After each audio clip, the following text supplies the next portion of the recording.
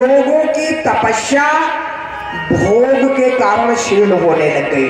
पहले लोग योगी हुआ करते थे, अब भोगी होने लग गए और आगे जाकर के सब रोगी होने लग जाएंगे, क्योंकि भोग का प्रभाव बढ़ेगा। तो आज देखिए बच्चों को चश्मा लग रहा है ना, युवा पीढ़ी में शुगर डायबिटीज हो रही है कि नहीं हो रही है, हार्ट की प्रॉब्लम हो रही कि नहीं हो रही। आगे भोग से रोग की तरफ ही जाना है। तो जो रोगी होगा या मान लो भोगी होगा, वो क्या तपस्या के बल को समझ सकता है, मान सकता है? नहीं मान सकता। ध्यान दीजिए, मनुष्य की प्रवृत्ति इतनी विचित्र है कि हम लोग जो स्वयं नहीं कर सकते ना, हम सोचते हैं वो कोई नहीं कर सकता। ऐसा कैसे हो सकता है? भगवान श्री कृष्ण अपनी कनिष्ठ उंगली पे गोवर्धन कैसे उठा सकते हैं? सब गप है, क्योंकि तुम नहीं कर सकते। तो तुम नहीं कर सकते तो क्या वो हो ही नहीं सकता? लेकिन हमारा जो अहंकार है ना अंदर का, वो ये मानने को तैयार नहीं होता। जब हमसे नहीं हुआ तो कैसे किसी से हो जाएगा। लेकिन इस संसार में इतना विचित्र पे विचित्र भरा हुआ है ना कि आप और हम कल्पना नहीं कर सकते। हम लोग कितने साधारण जीव। आज भी आप लोग थोड़ा कुछ सोशल मीडिया पे ऐसे संतों को देखेंगे जो बर्फ में ठंड के महीने में बिना वस्त्रों के विचर रहे हैं, बर्फ में बिल्कुल -डिग्री के टेम्परेचर पे, और यहाँ पे 3-4 डिग्री हो जाए तो घर से बाहर व्यक्ति नहीं निकल सकता।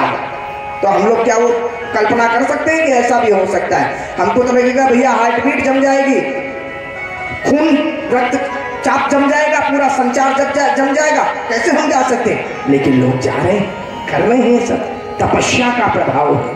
तो एक तनु ने कहा, महाराज तुमको ऐसा लग रहा है क्या कि ऐसा नहीं हो सकता? तो सब कुछ इस संसार में हो सकता है, केवल अंतर है तपस्या, देर है तपस्या करने की। जनि आचरज करहु मन माही, सुत तप ते दुर्लभ कछु नाहि, क्योंकि तप बल ते जग सृजै विधाता। ये ब्रह्मा जी तपस्या के बल पे, श्रीमद् भागवत महापुराण में तो बड़े विस्तार का प्रसंग है ये, तपस्या के बल पर इस सृष्टि की संरचना की है। तप बल ते जग सृजै विधाता, तप बल विष्णु भय परित्राता।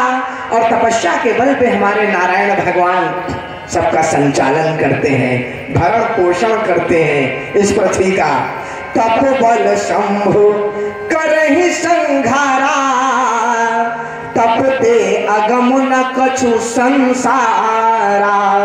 तपस्या के बल पे भगवान शंकर संहार करते हैं, और तपस्या से इस संसार में कुछ भी अगम नहीं है। माताओं, ऐसी ऐसी साधनाएं हैं ना योग विद्या में, देखें तो।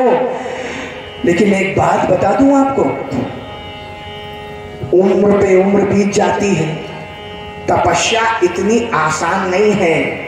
एक मैं निवेदन अवश्य करूं माताओं बंधुओं, अच्छा कोई भी लक्ष्य की प्राप्ति में समय लगता है। मान लीजिए किसी को बड़ा बिजनेसमैन बनना है, तो कम से कम 10 वर्ष 15 वर्ष तो उसको लगेंगे बड़ा बिजनेसमैन बनने में ना, 10-15 वर्ष समय लेगा।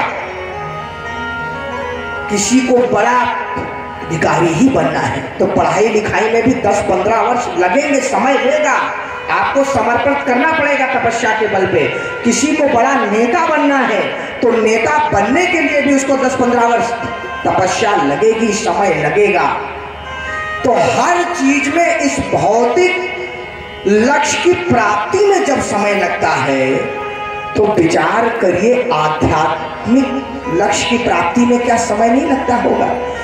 हम लोग सोचते हैं कि 60 साल बाद तो कर लेंगे जो करना है भक्ति, उसको भी 10-15 वर्ष 20 वर्ष कम से कम, ये तो मैं कम कह रहा हूं, जो साधना करते होंगे वो समय का महत्व समझते होंगे।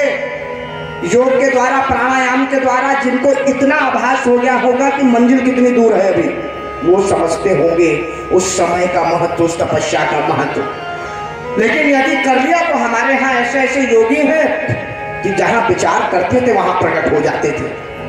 भाई लहड़ी महाशय आदि का हम लोगों ने नाम सुना है बनारस में, और आज कोई कह दे तो संभव ही नहीं, ऐसा थोड़ी। बात तो केवल तपस्या की है। तप बल शंभु करहि संघारा, तपते अगम न कछु संसारा। महाराज